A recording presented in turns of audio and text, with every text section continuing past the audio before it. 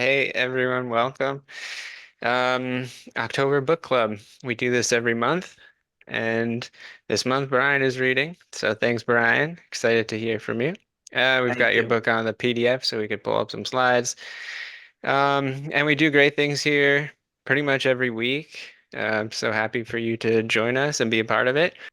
So thank you, Andy, and thank you, Sean, our VP of Community. Andy is our VP of Operations. I think everybody's got different titles every time, but they're important people that help us in the community. So thank you. All right. So where are we with our inventions? We are at all different stages. Some of us have the idea in our head. We're brainstorming it. That's always a fun thing. We might be working on an invention right now, but maybe there's another one that comes up. But you say, you know what? No, no, no, no. If this one does well, then maybe I'll work on this one. And then people come to me and go, Brian, I got three ideas.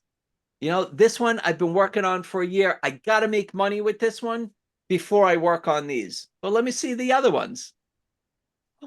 Wow. I like number two better. Yeah, but this is my baby. This is my this my. You want to make money, right? Well, maybe we should prioritize what inventions you're working on. So you might be in that category also. You might be in that situation because for us, we have this habit of when we come up with an invention, we're probably going to come up with another invention and another one because we got what they call the bug, right? Not the bugs that go on the open door kitchens product there, Sean, but I'm talking about the bug of like, we're in the groove. Like, hey, I have my brain set on problem solution. I'm doing things, I'm watching people do things. And you know what? It's taking 5 steps to do it, but maybe I can do it in 2 steps. I sound like the name that tune, right? I can do that process in 7 steps. Yeah, but I could do it in two. Now I'm the inventor, right? But when you do it in 2 steps, are you making me clean all these little pieces and putting things together and possible breakage and just a mess, right? So maybe I would rather do the 5 steps than the 2 steps. Is that one that was really the one that was emotional to me that I'm working on? No, I have to make money with this one because this is my baby, and the other two I'll wait till I make money on this one to work on those two. Is this for a particular niche? Is it something that only certain people are going to use? Maybe it's for a baby, an infant from 0 to 6 months. How many people on this chat right now have a baby in the infant stage of 0 to 6 months? Is Does everybody in the world need this infant 0 to 6 month baby product? No. So you showed me number two. So maybe number two is uh, a kitchen gadget. I'm just giving an example here, everyone. So maybe you're it's for doing something in the kitchen, but realistically, how many people have a kitchen? Just things to think about. How many people on this call have more than one invention? Okay, so about half, maybe. I don't know. I'm not doing math very well right now, but I've got more you than probably one. have more than one. Okay. So I love the focus for the one. Most likely, you're going to come up with something else. And you're going to say, yeah, but I'm working on the first one, so I'm not going to even think about it right now. I'm shut off because I got to get this one going. Please keep an open mind. It happens to everybody. We are in the zone. If we did it once, we're able to do it again. So please keep that open. And that's the part I know I'm supposed to be reading here, but I just wanted to talk about it because these are the type of conversations I have with people. And it's like they hold up. No, no, no. I don't want to show you number two. I don't want to show you number three. I just want this one. That's fine. I'm okay with it. But if you're limited on funds and energy and time, and you had the choice of which ones you wanted to work on, I understand you're 3 steps ahead on this one, but maybe you should work on this one. Or maybe we work on both. whatever it is, think about what you have and what you're going to put your time, money, energy, effort into. The reason I came up with this is there are people that go on a journey when you come up with an invention. What I was going to say is that people can just think that it's just a straight journey, but there's a lot of left and rights. Look, everybody's gone on a career journey, done different things, and when you expect to go from A to Z, is it always a straight line? When you're going on a trip and you have a kind of a navigation from A to Z or A to B, you probably make a rest stop along the way, right? You might get a detour that you have to turn to the left and go around one way. You might get somebody that's stuck and holds up all the traffic. So not everything is always a straight path. What this book does, it's so thin, but what I did was I really wanted to simplify it for you because it doesn't have to be that difficult. And along the way, there are some things that you need to think about if it's something that you should even work on or not. Maybe you should just stop. That's okay. It's okay to stop because if you feel like you're hitting a brick wall and it's not because your idea stinks, but maybe you're limited on funds, maybe there's too many of the same product that's out there, maybe you just don't have the time or money to continue to move forward with. So there's options, but there's also a point where if you keep going and you're realizing that you don't have any patent protection, or maybe you didn't get a patent, or maybe you did a patent search and there was already something that existed, what are you going to do? So this book kind of navigates you through the twists and turns of being an inventor, taking your idea, brainstorming it, then taking that idea and then making some decisions of how to actually make money with it by either licensing it to earn royalties or manufacturing. All right, so let's go through this table of contents, and whoever would like to decide what the topic is that you'd like to go over, whoever's hand comes up first, will be what we'll do. So number one is, what does it take to be a successful inventor? Getting started with your idea, deciding to move forward with your idea, take your idea out of your head and make it a reality, or presenting your invention. That kind of like, and then time to make money with your invention. So that's about licensing and marketing and different things like that. So what topic would you like to discuss tonight? I'll read it a little bit and then we'll have a little discussion on it. Anyone? Personally, me, can you hear me? Yes, Vince. Yeah, I'm currently working on like a sell sheet, like a one-page sell type of sheet. Okay.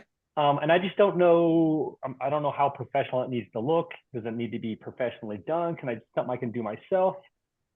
Just to kind of get things rolling and Okay. kind of what it needs to include is kind of. And I'm not sure if Perfect. you covered that in your book, but I'm definitely going to read your book. Thank you. Well, I just whoever's on here, by the way, tonight, will email in the chat or email Andy directly. You don't have to put your email in the chat for everyone to see. But if you're here tonight, you get a free copy of my book, an ebook. Okay, we'll send it to you. So Vince, it's interesting you say the sell sheet, and I like the sell sheet. And when I act as a licensing agent and I call up companies, sometimes they ask for a sell sheet, but most of the time they don't. Sell sheets could be for a buyer. So let's say if you go to a Target or Walmart buyer, they might ask you for a sell sheet, which means that what are the options of your product's packaging that we can choose from? What are the dimensions of your inner carton, outer carton, weight, um, all these different things? Okay, and delivery times and just those type of things. On the other side, so that's if you were manufacturing your product and having the dimensions and all that, all the specifications that they need. On the other side, licensing, it's been chatted about now that you can make a sell sheet for licensing. So think about who it is that you're pitching. And let me see, where is this on here? Pitching. Okay, let's do page 37, Andy. Okay. So Vince, you're making a sell sheet to pitch your invention, whether it's for licensing, manufacturing, whatever. So page 37. Get ready to pitch your invention and to whom. It's time to start talking about your invention or product to buyers representing retailers, licensees, that's manufacturers with the distribution that you would like to earn royalties from, or licensing agents that might represent your product and pitch your idea for you on your behalf to licensees. So you are the licensor, is the inventor, and the licensee is the potential manufacturer with distribution that you might approach. So the first step in creating your pitch is to figure out who you'll be pitching to. You'll need to be prepared and do your research to make sure you're not pitching a shovel to a kitchen gadget company. Have your best prototype if you're looking to license your invention, or have a finished product if you're manufacturing and ready to start receiving purchase orders. So that's step one, Vince. And the reason I picked this part is, who are you pitching to? Okay. For me, when I'm going to license a product, if I'm going to make when I call up a company and I say, "How you doing? My name is Vince. I came up with a product that I think would align very nicely with your product line. I've done my research. I've done my due diligence. I did a patent search with a patentability opinion. I made a prototype, a good working prototype. I have CAD files or specifications. I have a PCB controller board done. Maybe I have a 3D animated video to show because it's a little bit more complex than than I can actually make a prototype for. And then I'm gonna make a quick video. I'm gonna make I'll make a raw video of my invention, and I'm gonna show you how it works. Like what? So it's not, "Hi, my name is Vince. I'm the lonely inventor. I've been working on this for 20 years. I put all my life savings into it." Nobody wants to hear that. When you're calling to pitch a potential licensee, it's, "What's in it for me?" Right? When you're pitching them, Vince, you have to think about who they're pitching and who they're pitching and who the end user is, which is the customer, right? So now you have the customer, then you have the buyer, then you have us, right? That's kind of a quick jump along the way. Sometimes you have somebody in between, even more. So how are you going to get your message across? For me, having a quick video, a minute and a half video, can do the job. Okay. And that's the way to kind of keep people's attention out there, because sometimes I see these sell sheets, Vince, and it's so busy. Like, I don't even know where to start looking. Right. There's so much text that you're flooding into this thing, and you're telling me all the terrible things that happen in this world and why, somewhere along the way you should buy my product or something about it. One of the biggest mistakes that I see people make, Vince, is they talk about what your product prevention. In my opinion, and from my experience learning from players in the industry and marketing, is that prevention doesn't sell. Who is going into Walmart or Target going to buy something that you think might happen one day? Right. Very tough. If we didn't have regulations on fire smoke detectors, how many people you think would have smoke detectors? Right? It's kind of tough. So for me, I like a simple 1 minute, 1 minute and a half video. Tell me what the problem is. Show me what the solution is. Show me how it works. Tell me how it can benefit me, and shut it off. Okay. Okay. Got it. I like the sell sheet.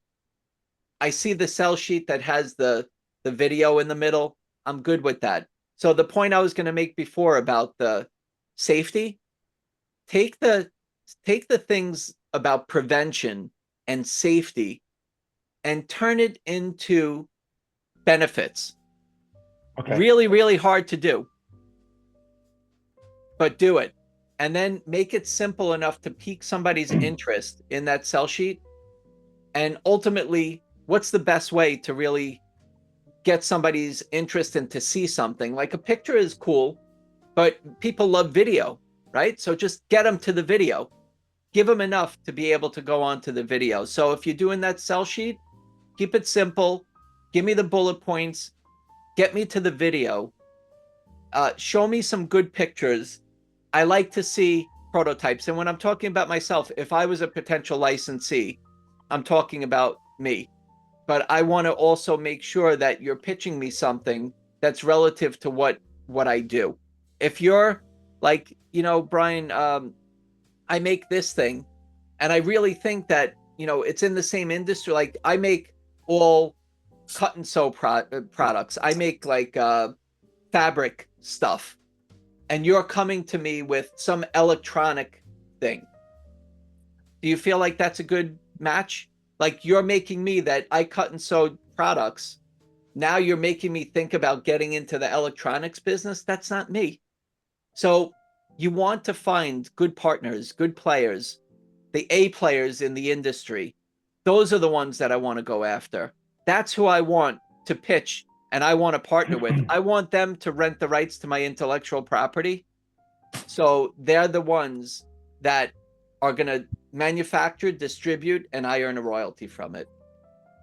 Okay, I appreciate that. So that's a lot of great information. Do you mind if I give you a follow-up question? Do it. So I went to the point where I had a logo made. I had a professional, like a computerized drawing done. It turned out really, really well. Mm-hmm. Do you need to go that far to do that? Or does that helpful, or is that just kind of I'm just wasting my money and time? It wasn't that expensive actually.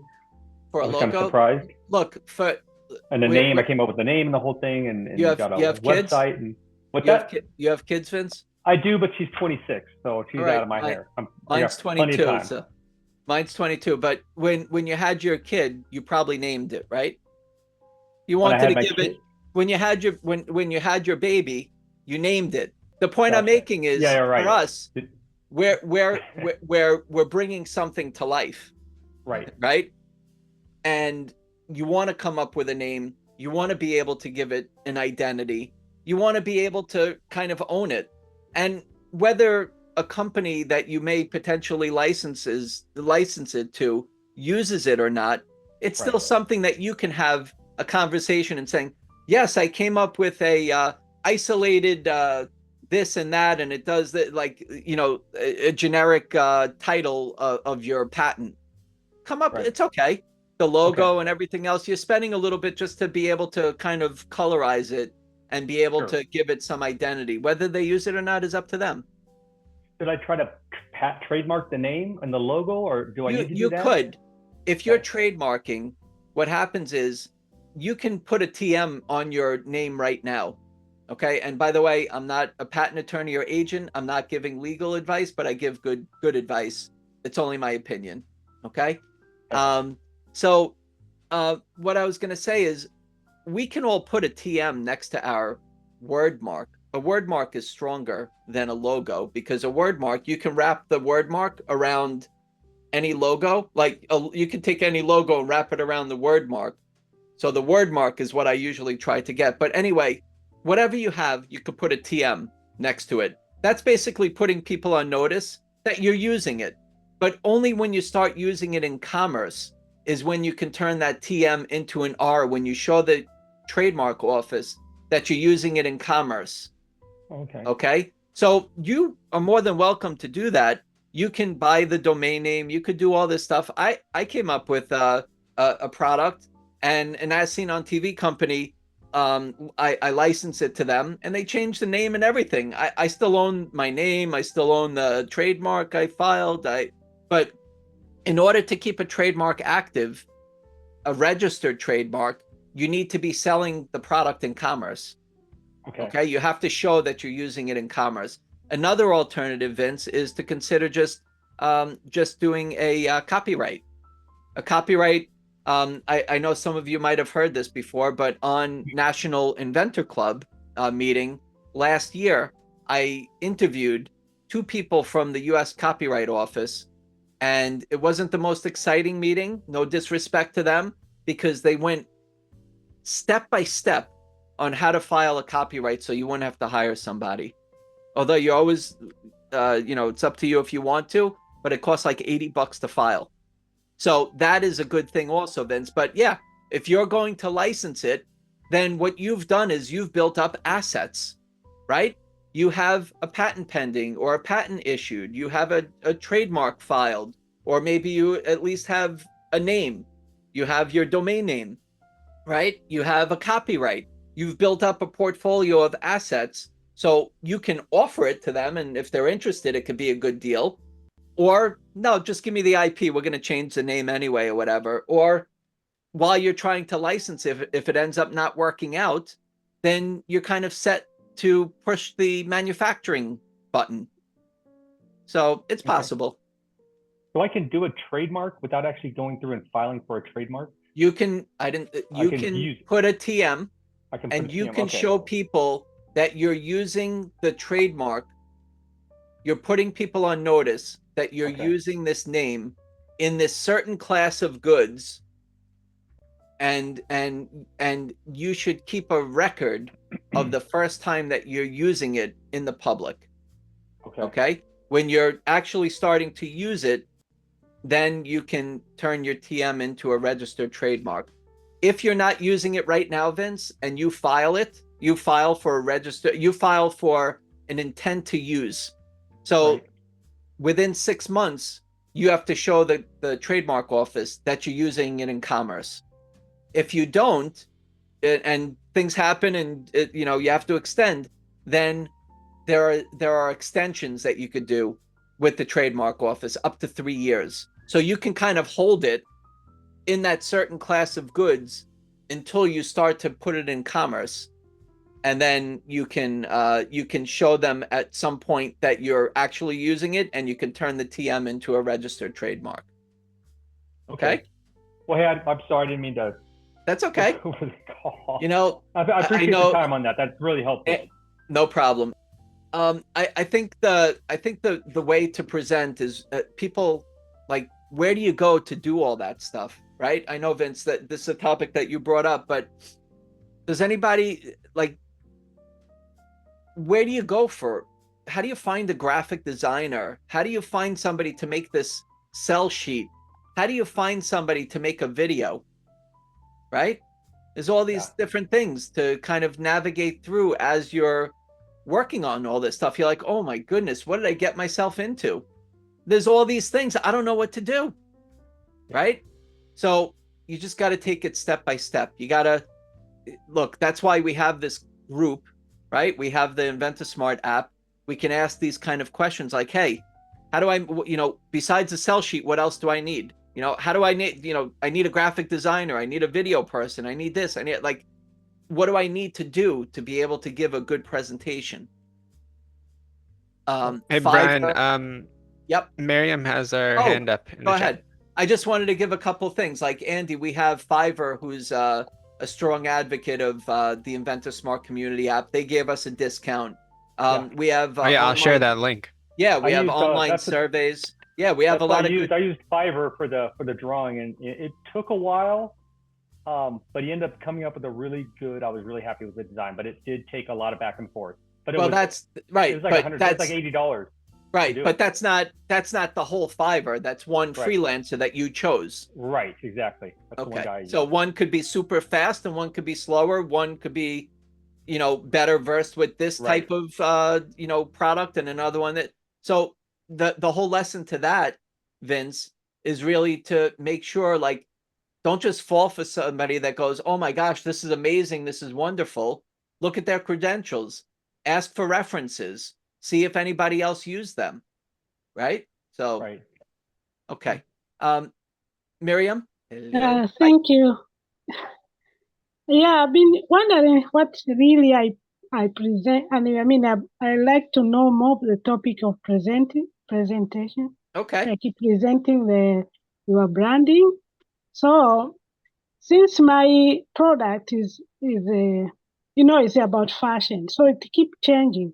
But there are two things which come together, because if it is just something about design, then you can just like hire a manufacturer like everyone does.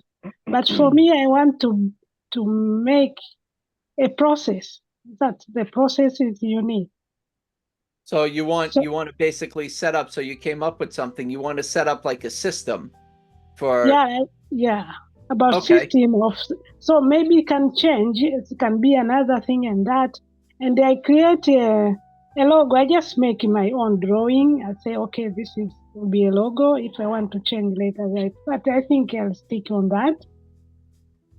All right, so let me try to shift this into answering your question and also making it interesting for everybody else.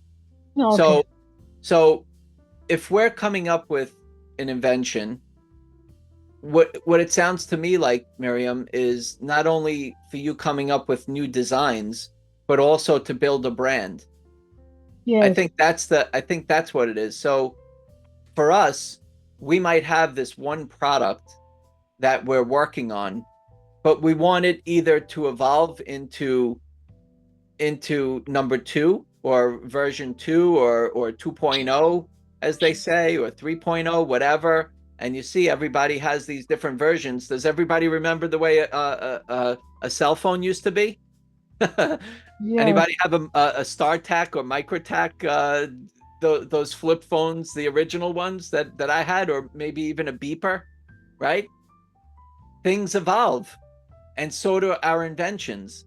And I have one inventor I'm working with right now. I could put him on the phone. Every time we're ready to go into production, oh, one more thing. One more, you know what? Just leave that for the second version. It's not that important. For somebody buying this thing today, they're not going to even think about what you're asking. Keep it simple and basic. See how it works, because you're adding more cost to what the product is right now, and it's not necessary. You can make it later on. Let's even see if this thing sells. Okay, with you, Miriam, you're talking about different logos or different designs. It's not easy when you're dealing with a plastic tooling or even molding.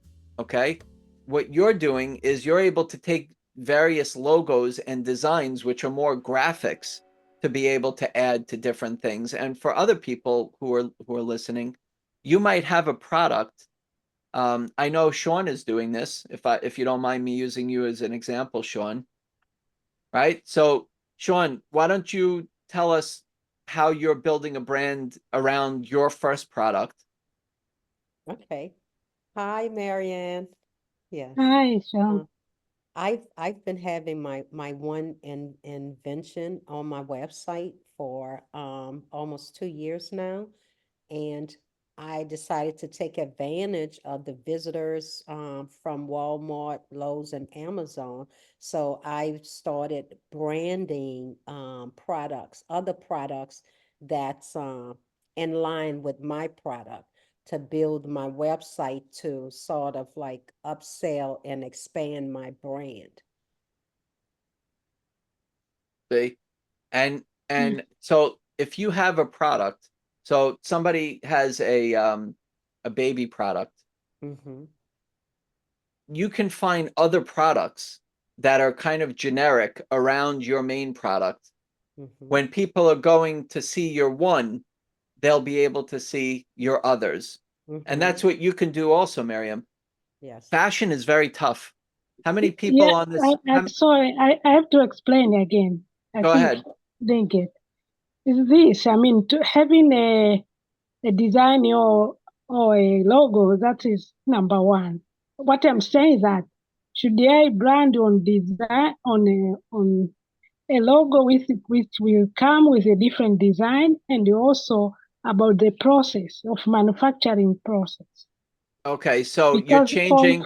What I want to do is like I want to show where the fabric come, why we make it, because in the fashion mostly people just see about color. It's about color, about season.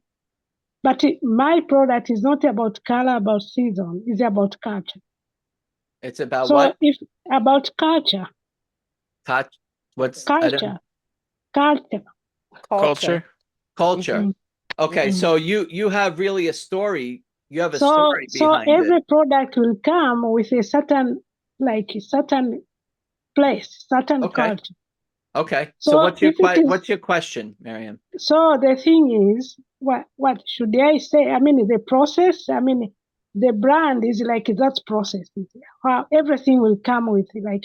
Well, you've heard of Matching. Tom's, right? Why don't you look at some fashions that are strictly based on kind of the story behind them, right? Is Yeah, anybody so I say Patagonia? that should I say my branding is a culture or my branding just like I put like this is my logo, because in my logo I just put like is a K, like a K and a leaf. It is something I want to do, something like sustainable fabric. We might have to get a little bit more specific with this at you know, in another time, but Okay. I understand what you're saying. Mm. I think, I mean, you know, everybody might have different opinions. Mm-hmm. I think that if you have your brand and you make it so people recognize your brand all the time, which may be your logo, right? So you start with this logo, and then the different designs have different material or different stories behind them. So each one can have its own story about where it came from and what the purpose is of it. That you could put on the packaging. It doesn't Yeah, have to be then where I you're was changing the thinking like logo. maybe also I should write first like material to read people. Sure. I think I'll be doing like in a blog, in the website, but maybe I should write so that maybe a little book, and just so You could that write a little book. You know what? It's your company. You could do whatever you want. Yeah. Okay. You can do whatever you want. You can make these different stories about each of your items, or each of your fabrics or fashion, or you know, different pieces of apparel that you'd like. All right. We can chat a little bit after, but I hear what you're saying. You can build the brand however you want, but if you want people to have an identity of what this is that you're building everything around, then stick to that one, and then let everything else around it change. Yeah. Okay. All right. yes, that's yeah. Okay. Thank you. All right. No problem. Brian, do you mind if I piggyback off of that? Yeah. If No problem. Let go ahead, because I want to move to the if next you're topic. deciding to do a website, whoever does your website, by each product, you can list on your website some information about the different type of materials of that particular material. Yeah, I can write here Yeah. my website. Where is the place to write a message? Yeah. Okay. But Brian Let's mentioned earlier, yeah. like when you flood too much information and you want to give us everything, we're like, as a consumer, like personally, a little short backstory is good, but I'm not going to sit there and read all that Yeah, detail, and I'm not interested in that. You know, Yeah. when I come to your website, I know what I'm coming from. I'm looking for apparel, and I'm looking for like my favorite colors or something, and I'm not going to spend a lot of time there doing all of that reading about the backstory, about the material and all of All that. right. Thank you, Sean. Mhm. All right. So let's go into another topic. What part of the invention process or the invention journey are you on that you want to pick out so we can read from?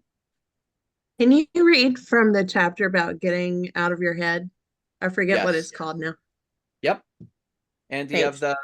yep, no problem. Getting started, taking your idea out of your head and making it a reality. So Cynthia, there's a couple options here. Options to create a prototype, protecting your idea. What's a patent? Why do I need one? Tips when disclosing your ideas to others. And can you protect your invention, and what are your options? What part would you like? The options for prototype, please. Okay. For So that, 200. yep, that's page 25. Okay. If you're bringing, I'm sorry, if you're on a shoestring budget, or if you have money, the goal is to bring your idea to life, to get it in front of you, and to have it look and function as close as possible to the real thing. Let's begin by finding the least expensive method of creating your prototype. Building your prototype yourself. Find existing parts of similar products that you can take apart and reassemble to create a crude prototype of your invention. Do the best you can to make it look good and focus on the functionality of how it works. It could take some time and effort, but creating your own prototype will save you money. It could cost you maybe $50 or less, depending on what materials or parts you're trying to find and use. I had several inventions I was working on, and I remember buying all these toys and taking them apart into pieces. I would rip up teddy bears and to take recording chips out of them. I'm laughing, I remember, because my daughter used to beat me up when she found them. I even got caught by my daughter when she was younger taking apart some of her stuff. She was not happy with me, but you get the idea. Look around and see what you have already in your possession, or go shopping and see what you can find and what you need to make a prototype out of what already exists. Try to get it as close to a works like, looks like prototype of your invention. If you have the funds, should you have the funds to spend, or if you can save up some money for a more professional looking and work like prototype, you can consider hiring a product designer or engineer to create CAD, computer aided design drawings for you. Your ideas, design, and parts are saved into special files that can be used to create your prototype. You can also use them for manufacturing and getting quotes for future production. The CAD drawings can include two-dimensional or flat drawings, as well as 3D drawings and videos of your prototype. Engineers can help figure out the best way your invention should function with twists and turns, and maybe they can help identify what materials and parts your prototype may need. Both engineers and product designers can help to design your product the way you envisioned it to look. Both may be able to make a prototype for you in their office or workshop, or you can take the CAD files and you can go make a prototype anywhere you want. By the way, I think it's in here, but a product designer may not necessarily. So if your idea has twists and turns and gears and screws and other stuff, you probably need an engineer. If it's something really how it looks and some minor functionality, then you can use a product designer. An engineer went to engineering school. A product designer has a good eye for design, maybe even a graphic designer that's a little bit stepped up, but a product industrial designer, and it might cost a bit less. Okay? Sometimes the engineers are so focused on the way that things should function that they don't do a good job with design. So what I do is I get to the nitty gritty and understand how my product should work, and then I'll give it to somebody else to design that's consumer looking, a little bit more friendly or lighter. Okay. Did any of that answer or kind of hit any of the spots with you, Cynthia, or I can keep going in this part? Yeah, I did some self-design, and then I looked, it failed. Um, and then I looked at an engineering firm, and they could never get a good understanding. I think they were too technical, but then they also couldn't move because they were too technical. So then I found another engineering firm, and we talked through all the things, and what they came up with that they want to design is not what I've imagined, but maybe it works. Okay. So I have people that come to me that show me product design quotes, and they're exorbitant. And it's such a simple thing. What happens? Well, they told you how great and amazing and wonderful your invention is, and they're so excited to work on it with you or for you, and you just go with it. So I'm not saying that they're a terrible company. I'm just talking to you as a consumer to say, there's other companies out there. They may have different ways of doing things. They may have different prices. And you never know, like you thought they were great because they told you how great you were. But there might be another company that'll tell you how great, but you can compare everything else, the apples to apples. And just make better decisions. And I always say this, to make decisions from a business perspective and not from an emotional perspective, just because what people told you you want to hear. Okay. Yeah. But so far, so good. I love what you're saying. You've gone to 2, it sounded like, at least, which is good. And you're finding out different perspectives. One of the other things that's really important, Cynthia, is to make sure that you own what they come up with.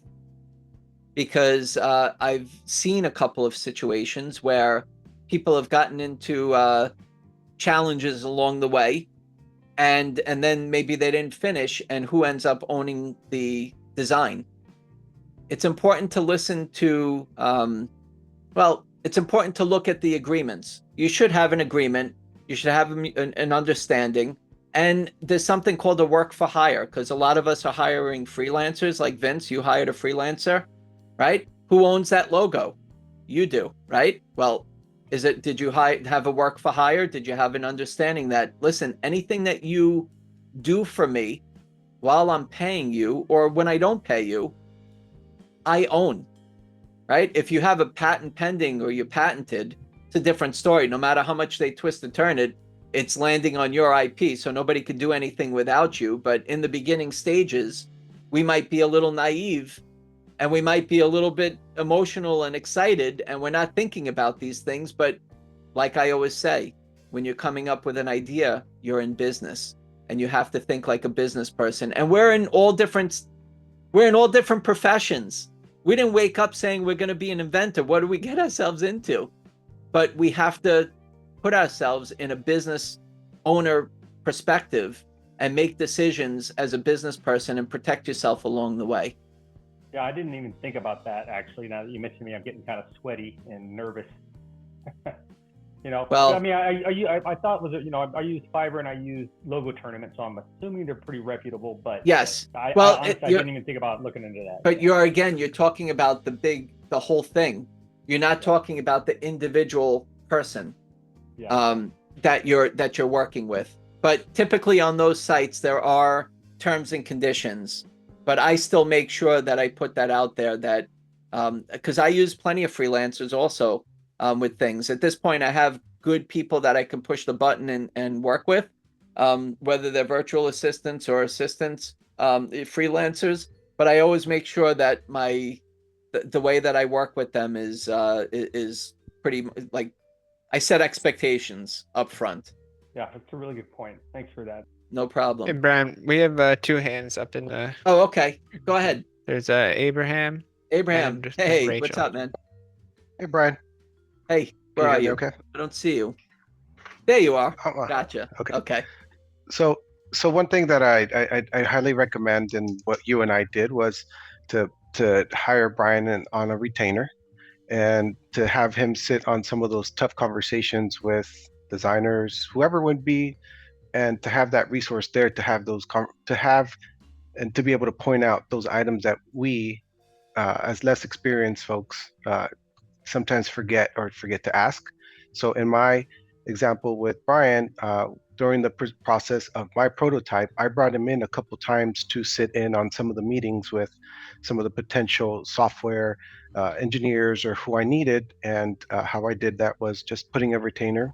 Brian, I'm not sure if you still advocate that or not, but it was a huge help for me to say, I have my consultant here with me, if you guys don't mind, during the call. Or sometimes I sent documents over to Brian to have him review during that retainer time. So for me, it's been a big help to have that resource there. Obviously, Brian doesn't work for free, but it is huge help that helped me leapfrog into the next steps and pull resources in quicker and make more educated decisions based off of that. So I highly recommend it to anybody. It sounds like a lot of people have that issue of who I talk to and when, and I think this is a great resource to have. Thank you, Abraham. There's Sean also is in a pickle, and this isn't about me. I'm just saying, it's good. Like I go in as your business partner. I don't care. You could call me your VP of whatever. I don't care. I don't own your company or anything. But when people know that there's somebody that kind of knows their stuff, and look, after you do this a few times, you can do this too, right? You'll have a better perspective on things. But I've done this for people for 20 years already, including myself. So I know what to ask and what to look for. I'm not an engineer. I'm not a patent, but I've done enough of these and I've listened to other people's mistakes and successes to be able to get you through what you need. It doesn't matter what it is at this point in any industry. But if you don't have me and you choose to do it yourself, or you have somebody else, whatever it is, it's important, as a simple example also, to do your research, right? I originally had this this product that I came up with, and it required rubber. I didn't know anything. Like, we just know the word rubber, right? Everybody has different perceptions of what that is. But I had to learn about the types of rubber for what I needed, for safe, for water repellent, for this, for that, for the smell, for the toxicity, toxicity, all these things that I had to learn. But you know what I did? I subscribed to a rubber industry magazine. I read on different things about rubber. And when I called up a rubber manufacturer, I knew what they were talking about to a certain point, at least for me to be able to hold a conversation. So whether it's with an expert or yourself, it's always important to do research. Okay, Rachel? Hi. How you doing, Rachel? Hi, good. Thanks for taking my question. So can you talk about what these different types of firms or companies are? People are saying a product designer, product developer, an engineer. What are the different options? A lot of things getting thrown out. So start with the first one. Nate, throw one out at me. Product designer. A product designer is somebody that envisions what a product would look like, okay, and just kind of the image of it. And then you might need an industrial designer to kind of fill in how it should function. And then if it's heavier functionality, then you might need an engineer. I don't really know if there's an exact definition of each one of these. People can look at it in a different way. But for me, a product designer is somebody that comes up with an idea. Really just the kind of the look, the meats and bones of it. You know, a product developer will get into how it works and functions. And then if you need the industrial and or electrical, mechanical, engineering, then you can probably add that into it. There's people that come up with ideas. So you can say that you're an inventor, or you could say you're a product designer, right? It's kind of sounds like the same thing. It's funny, Rachel, because I talk to people and I say, oh, wow, you're a great inventor. They're like, I didn't even inventor. I didn't think of myself as an inventor. Well, you came up with you have 2 patents and this, you're an inventor, you know, but everybody has different meanings to things. But yeah, that's kind of my perception of how it works. And again, I might not have the exact answer, but that's the way that I think that they, what they are. Okay. I'm going Any to have to other ask you ones? offline what kind, like, if I'm approaching the right company for what I'm looking for. So let's learn from it. So what type of product, you don't have to reveal it to us, but what type of product is it? Are you more thinking about the functionality, or are you thinking about the material, or go ahead. Okay, so it's a type of kitchen appliance. I'm very clear in my head what it's like mostly. And when I went to try to write everything down to take to patent attorney to help me get the provisional patent, I realized that I had some questions and I needed to understand more specifically how it would work. Okay. Because that would make a difference in what about it was patentable. Understood. I got you here. So I think that when you're and you say get a provisional, it's a filing date. I just want everybody to be clear. A provisional patent application is a filing date. It gives you the right for 1 year to say that you're patent pending while you're exploring the market. It's after 9 o'clock. If everybody wants to stick around for a few minutes, let's help Rachel out here. Okay. So a provisional patent application, usually, I had this conversation 2 hours ago with somebody. It's broad. You don't have to be exact of what it is, but you're protecting what it is that you came up with, okay? As best as you can. Hopefully it sticks. If you make it broad, then everything kind of falls into place. If you make the provisional patent application so specific, then that's the only space that you have to work with. Because before the year is done, you're going to file the non-provisional patent application, and that's going to use the original filing date for that. If it's so far off, where after you did all the other stuff, then you might not be able to use that original filing date. You might have to just use the one that you're starting with from here. But anybody that you kind of showed it to, it's in the public. You know what I mean? So you want to be able to file it before the year and be able to take what you put into here. Okay? So how do you know what the heck you need? Like, we're not an electrical engineer. We didn't wake up like saying this is what I'm going to do for a living, right? So what I would do, because you said appliance, I would go to an electrical engineer. A lot of times, Rachel, attorneys or patent attorneys or agents, and I can give what those two are because there's a difference, but many times they have an engineering background. So when you're going over the idea with them, it should kind of like they kind of should know or get close to what it could be to be able to explain your patent into the claims and all the other things that are needed in the patent. So if you didn't find a good patent attorney or agent to do that, that might be a good way to do it. Or you go to an engineer and you say, I need this. I need you to explain to me how this works. And maybe they'll write it out, and then you give it to a patent attorney or agent for them to pull and dissect it. Or you can make a 3D animated video for yourself and also to explain to the patent attorney or agent.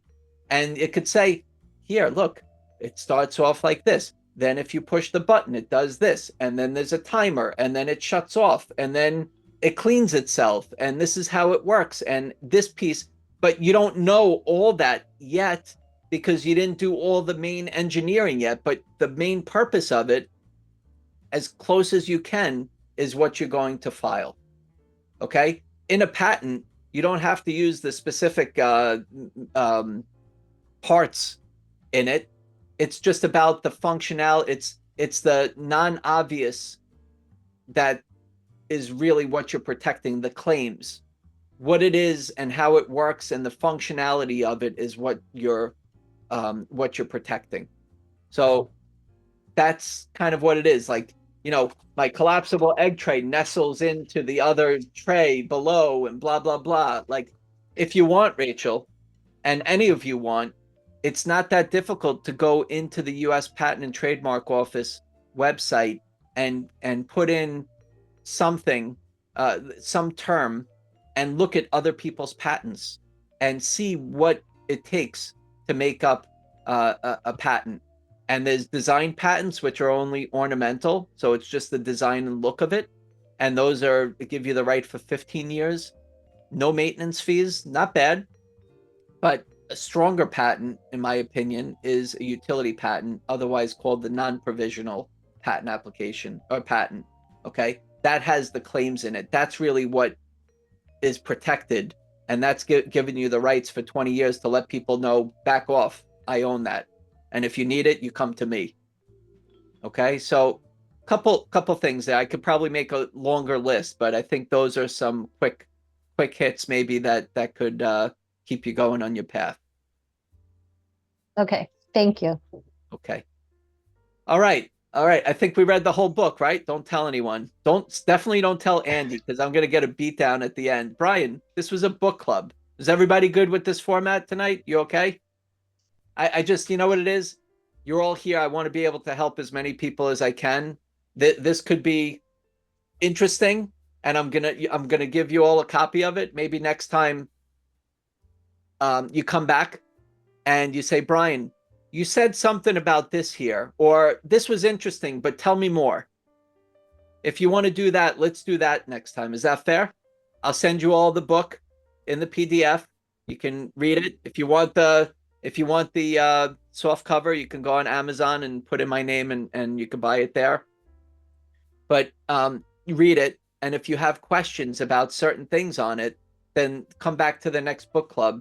Maybe I'll be the next guest on here again, Andy, and we'll get into some of the other parts because I can have a lot of people on and we talk about mindset and all these things, but I want to be able to keep you all moving forward. And we're connected in the app, most of us, but let's just keep moving, getting ourselves to the next steps of our inventions and commercializing it.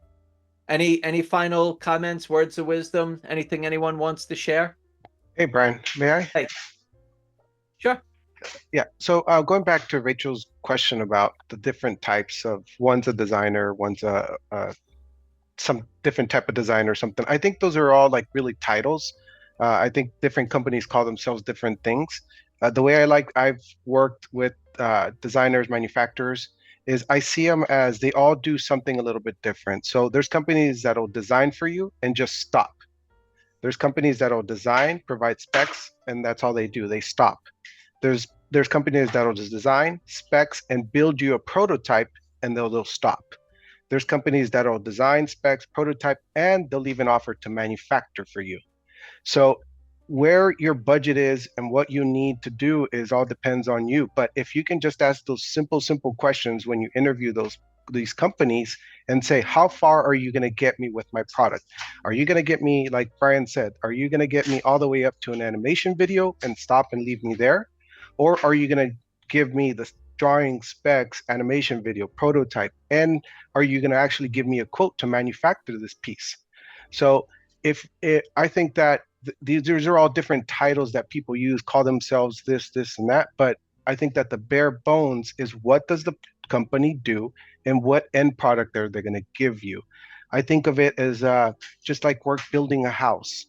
So you can't just hire an electrician because you're not going to get the house. But if you hire a general contractor, they're going to give you, or they can potentially give you the drawings, the specs, hire all the other engineers that you need together to provide you a complete house. So that's the way I see it when I meet with these companies. Are you going to give me a complete house, or are you just going to give me plans for me to build a house somewhere? I love that. And you know what? Abraham is the ultimate researcher. Everything he does, he will not do anything without doing his research. He comes with spreadsheets, research, everything, references, reviews, very detailed like that. It takes a little extra, but he's making much better decisions along the way. And it's a lot of time interviewing these guys, a lot of time, sitting down there and even if it's you just but spent 10, 15 minutes with a company you're not going to use, at least you learn some of the questions to meet with the next company. Good stuff. Thank you. Any final words of wisdom from anyone to share with the group? Any takeaways from tonight? Going once, going twice. A lot of game shows we reference here tonight. I don't know which one that is, but it's all good. Vince, that was good. We had a good collab there. And Miriam, appreciate it. Good information. Good stuff. Miriam, Thank good you. stuff. Yeah. All right. Aw, I know Vince. and Sean, what's that? No, I was telling Vince, he's come a long way. He's in there. Great stuff. Yeah, with his. All right. Thank you. So let's call it a night.